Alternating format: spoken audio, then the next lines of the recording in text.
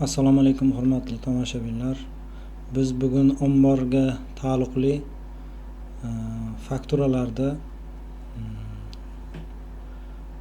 hisobini yuritishni o'rganib chiqamiz. Ya'ni chiqim, kirim fakturalarini, ya'ni ombor materialni отчетini keltirib chiqarish uchun Excelga yuklab olish tartibini ko'rsataman hozir. Chiqimini, ya'ni PDFdan Excelga. Buning uchun Mo'y soliq uzga kirib, kabinetga kirib, kabinetdan счет fakturalar, ya'ni отправление chiqib ketgan hammasini birinchi navbatda fakturalarni PDF shaklida yuklab olamiz. Hamda ikkinchi qiladigan ishimiz загрузка CSV fayl deganni saqlanib qilib olamiz papkamizga. Ya'ni papkamizga oldindan saqlanib qilib olganman.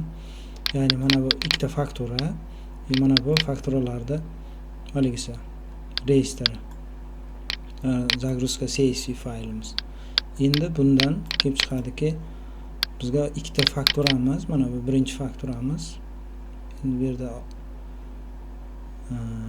fakturamiz qancha miqdorda, endi summasi, faktura nomeri hammasi Excelga qanday o'tkazdiramiz. Ya'ni bir nechta faylda. O'shani Excelga mana yuklab olingan.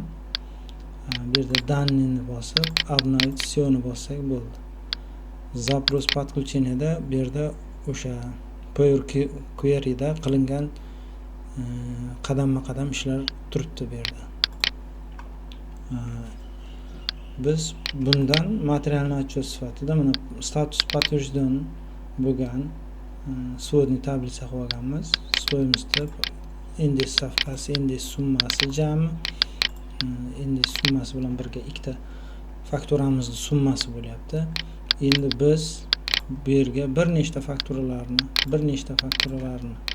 kopировать qilib, ya'ni o'sha soliq uzdan загрузка qilib, chiqim papkamizga, ya'ni chiqim fakturalarida tashlaymiz. Bir nechta fayl bo'ldi. Bu yerga kirib, Excel faylga o'tib, Excel faylda chiqim fakturalarda обновить всёni bossamiz. Обновить всёni. Fonda загрузка bo'lyapti. Hamma fayllar загрузка qildi. Endi yana bir martaba обновить bossak, bizga qanday mana hamma fakturalardagi ожиданияda qancha turibdi, подтвержденный итогisi qancha, jami итог qanchaligi ko'rinadi avtomatik tarzda. Endi stavkalar ham ko'rinadi. Bu yerda mana bu 45 deb qolgani 15 stavkada 12% ham bor ekanligini ko'rishimiz mumkin.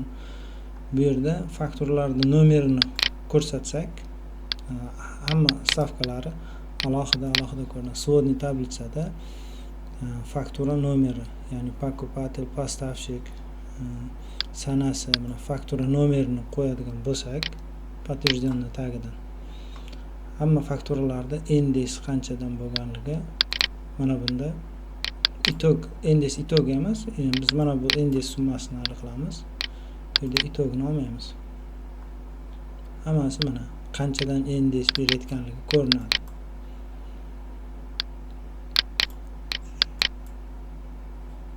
Faktura nomerlari bilan alohida mana bu yerda нулевой faktura tashlangan.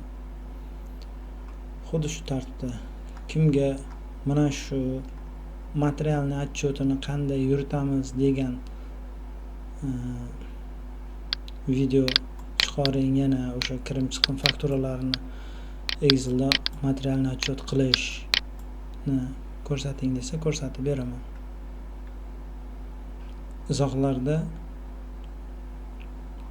Izohlarda kommentariy yozib qolishlaringizni so'rayman. Xato kamchiliklari bo'lgan bo'lsa oldindan uzr.